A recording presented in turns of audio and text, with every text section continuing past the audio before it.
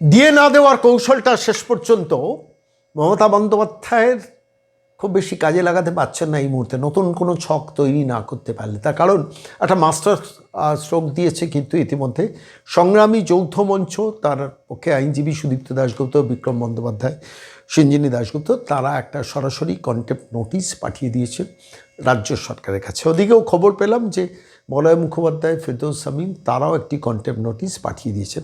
Contempt নোটিশের বিষয়টা কি, ডিএ সংক্রান্ত ব্যাপারে আপনাদের বলেছিলাম যে ডিএতে নতুন ছক কষছে মমতা বন্দ্যোপাধ্যায় সরকার। নবান্নের যা খবর আমি সংগ্রহ করেছিলাম, দুটো কৌশল নিয়েছে গতকাল, এটা নিয়ে আপনাদের কাছে প্রতিবেদন পেশ করেছিলাম। একটা হচ্ছে যে বিভিন্ন কর্মচারী বিভিন্ন ডিপার্টমেন্টে কাজ করেছেন, এক এক সময় তাদের এক এক রকম ডিএ ছিল, এক এক সময় তাদের পে স্কেল এক রকম ছিল, ফলে হিউজ হিসেব করতে হচ্ছে। এই হিসেব করার মতো লোকবল নেই, সবাই এসআইআর প্রক্রিয়ার মধ্যে সংযুক্ত রয়েছে। ফলত এই মুহূর্তে নয়, এখন তো আমাদের সময় দিতে হবে, কেন এত তাড়াতাড়ি আমি হিসেব কমপ্লিট করতে পারবো না। এক দ্বিতীয়ত যেটা হচ্ছে যে হিসেব যে ছকটা কোশ্চেন, সেটা হচ্ছে, সেটাও বলেছি যে এই মুহূর্তে আমরা এত 22,000 কোটি টাকা বিভিন্ন ভাতাতে দিচ্ছি, আমাদের হাতে টাকা নেই। আমরা টাকা এলে তারপরে এটা দেবো, কিন্তু এই মুহূর্তে 10,400 কোটি টাকা দেওয়ার মতো অবস্থায় আমরা নেই। 25%কে দিয়ে এটাকে আটকানোর জন্য এই ছক ইতিমধ্যে তৈরি হয়ে গেছে এবং রিভিউ অথবা কিউরেটিভ সম্মত রিভিউ পিটিশন দিয়ে টাইম কিল করা, রিভিউ রিজেক্টেড হবে। এটা মমতা বন্দ্যোপাধ্যায়ের যারা আইনজীবী, ট্রাস্টেড আইনজীবী, তারাও সরকারকে বলেছে। কিন্তু একটু কৌশলে নির্বাচনের আগে সময়টাকে কিল করে নেওয়া, পারবেন কি সেটা? এবার প্রশ্ন উঠছে, এই মহিলা প্রতারণার নানান ছলা কলা কৌশল এই পশ্চিমবঙ্গে জানেন এবং তার কোনো না কোনো একটা গলি দিয়ে বেরোনোর চেষ্টা করছেন। কিন্তু তার আগেই সংগ্রামী যৌথ মঞ্চের পক্ষ থেকে একটা 6 পাতার কন্টেম্প্ট নোটিশ পাঠিয়ে দেওয়া হলো সরাসরি নবান্নকে। কী লেখা হয়েছে আমি দুটো প্যারাগ্রাফ আপনাদের কাছে পড়ে শোনাবো, যেখানে পরিষ্কারভাবে আমি বিক্রমবাবুর সঙ্গে কথা বলেছি। বিক্রম বন্দ্যোপাধ্যায়, আমি তার বক্তব্যটা আপনাদের আজকের আমার এই বক্তব্যের ঠিক পরেই শোনাবো। সেখানে পরিষ্কারভাবে আমি বিক্রমবাবুকে জিজ্ঞেস করছিলাম, আচ্ছা 6 মার্চটা কি 25% দেওয়ার লাস্ট ডেট, বা তার আগে দিতে হবে এমন কোনো ব্যাপার কি? বললেন না, কখনোই না। 6 মার্চের মধ্যে সুপ্রিম কোর্ট অ্যাপয়েন্টেড যে 4 সদস্যের কমিটি আছেন, ইন্দু মালহোত্রা উত্তরাখণ্ডের একজন প্রাক্তন প্রধান বিচারপতি, ইন্দুহাল মালহোত্রা সুপ্রিম কোর্টের প্রাক্তন বিচারপতি, ঝাড়খণ্ডের একজন প্রাক্তন বিচারপতি এবং সিএজি প্রতিনিধি, তারা রাজ্য সরকারের সঙ্গে কথা বলে 3টে না 4টে না 5টা কী ইনস্টলমেন্ট হবে, সেই ইনস্টলমেন্টগুলো নির্ধারিত করবেন এবং তার একটা ইনস্টলমেন্ট 31শে মার্চের মধ্যে দিতে হবে, কিন্তু 25%টা ইমিডিয়েট এফেক্টে দিতে হবে। এই জায়গাটা একটা ফ্যালাসি রয়েছে, অনেকে বুঝতে পারেননি, অনেকের বোঝার অসুবিধা হচ্ছে। অনেকে আমাদের ফোন করেছেন, মেসেজ করেছেন, আপনারা যারা ডিএ পাবেন, তারা অনেকে মেসেজ করেছেন বকেয়া ডিএটা পাবেন 2008 থেকে 2018 পর্যন্ত। আমি সেটাই বিক্রমবাবুকে জিজ্ঞেস করলাম যে এই ব্যাপারটা আমাকে একটু খোলসা করুন, যে 25% ডিএটা কি 6 মার্চের মধ্যে দিতে হবে, 31শে মার্চের মধ্যে দিতে হবে, না ইমিডিয়েট এফেক্ট? বিক্রমবাবু বললেন ইমিডিয়েট এফেক্ট।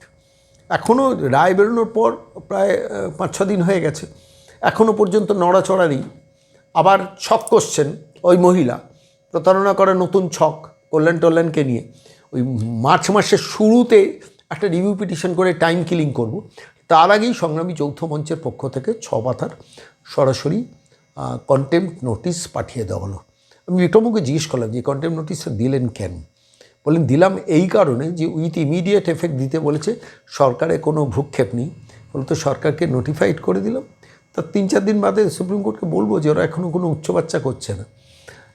মমতা বন্দ্যোপাধ্যায় যেটা করবেন, মানে উনি তো এখনও নানান কায়দায় সরকারের টাকা বাজে নষ্ট করার বিভিন্নভাবে কাজ চালিয়েছেন নির্বাচনের আগে। আমাদের হাতে কিছু নথি আছে, আমি বাংলা বার্তায় সেটা দেখাবো।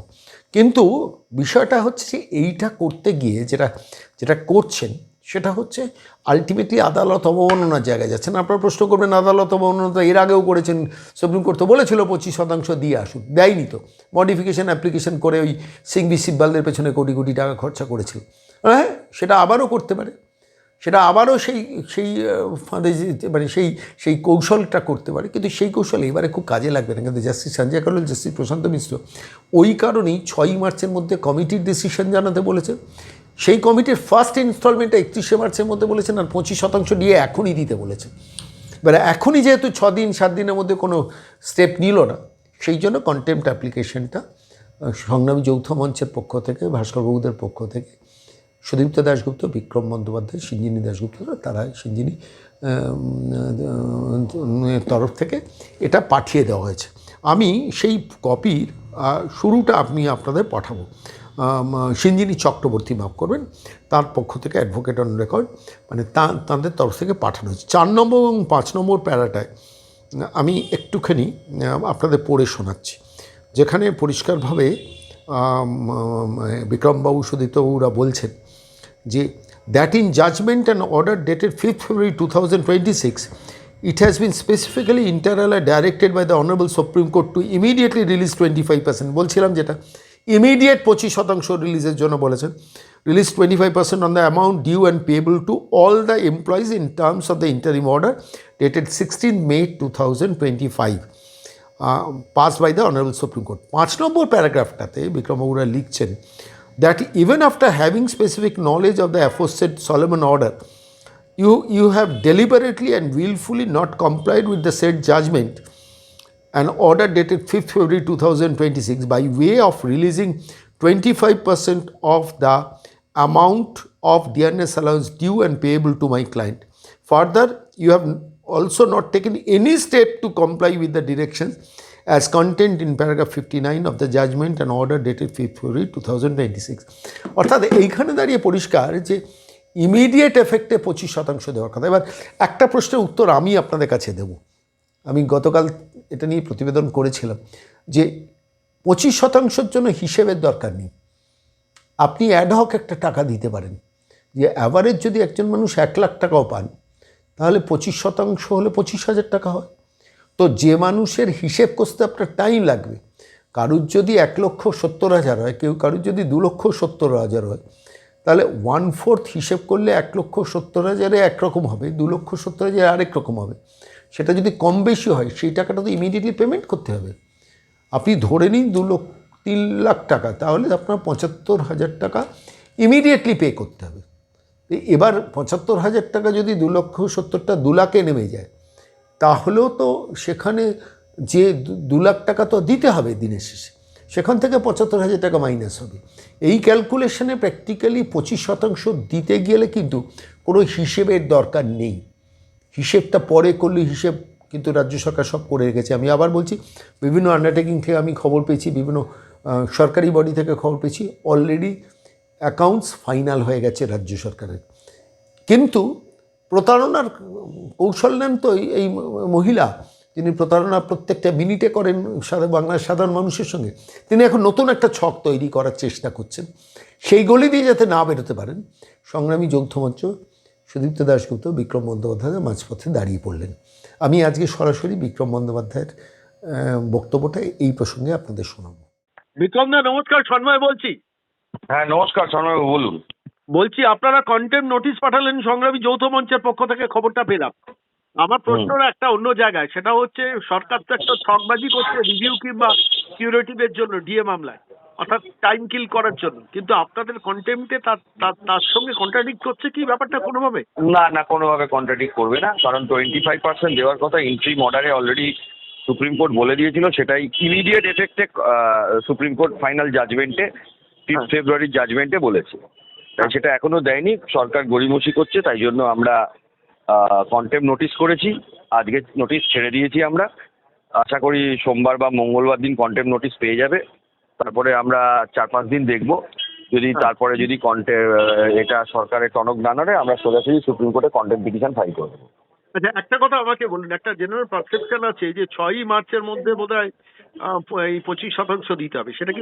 না, রায়ের ডিরেকশন পার্টটা হচ্ছিল 25%টা ইমিডিয়েট রিলিজ করতে হবে। 6 মার্চের মধ্যে যে কমিটি আছে তারা রিপোর্টটা প্রিপেয়ার করবে। হ্যাঁ, সেই রিপোর্টটা নিয়ে গিয়ে সুপ্রিম কোর্টে দেখাতে হবে 15ই April. In the meantime 31 মার্চের মধ্যে 25% প্লাস ফার্স্ট ইনস্টলমেন্টটা সরকারকে ছেড়ে দিতে হবে। এটা হলো ডাইরেকশনের মানে এক্স্যাক্ট যেটা সুপ্রিম কোর্ট বোঝাতে চেয়েছে। এবার সরকার ধরুন রিভিউ দিয়ে কি টাইম কিল করতে পারে? সেটাই অলরেডি প্ল্যান করে চেষ্টা সরকার করবে, কিন্তু আমার মনে হয় না রিভিউ এই রায়ের আর কোনো রিভিউতে কিছু টাইম কিল করবে। আমার মনে হয় সরকার টাইম কিল করার চেষ্টা করবে, কিন্তু আমার মনে হয় না কোনো টাইম কিল করতে সরকার পারবে। সরকার তো ইতিমধ্যে কি আপনার এরকম কোনো খবর পেয়েছেন? আমি কিছু খবর পেয়েছি বলেই বলছি। সরকার রিভিউ কিংবা কিউরেটিভের নামে একটা অ্যাপিল করে দেবে এই মার্চ মাসের প্রথম সপ্তাহে। না না, আমরা জানি রিভিউ করবে, সেই সুযোগটা আমরা সরকারকে দিতে চাইছি না, তার আগেই কন্টেম করবে। review 2008 করার সালের আগেই 2008 সাল থেকে পাওয়ার কথা, সেটা আজকে 2026 সাল হয়ে গেল পাবে না, এটা তো হতে পারে না। 1/4/2008 থেকে হলো রোপা 2009-এর হিসাব মানে এনফোর্সমেন্ট, ঠিক আছে, অ্যাকচুয়াল এফেক্ট সেটা 2026 সাল অবধি পাবে না। কতদিন ওয়েট করবে লোক? এটা হতে পারে না। মানে আলটিমেটলি আদালত অবমাননার মামলা করলেও তো আবার সেটা অনেক দেরি হয়ে যাবে, তাই না? আমার এটা মনে হচ্ছিল বলে আমি জিজ্ঞেস করছি আপনাকে। না, আদালত অবমাননার মামলা করলে দিতে তাড়াতাড়িই হবে। আদালত অবমাননার মামলাটা রায় দিয়েছে, রায়টা কার্যকর করার জন্যই আদালত অবমাননার মামলা করা হয়। সরকারের উপর চাপ বাড়ালেন, কিন্তু সরকার তো মানে বেসিক্যালি প্রতারক সরকার, ফলে তো আলটিমেটলি চাপ নেবে কিনা আমার সন্দেহ আছে। ওরা না, মানে- আমার আরেকটা বিষয়ও আছে যে ধরুন সরকার দিতে চাইবে না, এখানে তো কর্মচারীদের নিজেদেরও সজাগ হতে হবে না। তাদেরকেও ঘুমিয়ে থাকলে চলবে না, তাদেরকেও জেগে উঠতে হবে যাতে করে এটাকে আদায় করা যায়। আদালত তো আছে, আদালতের মতন কাজ হবে। ঠিক। অনেক ধন্যবাদ বিক্রম দা, অনেক ধন্যবাদ। ধন্যবাদ।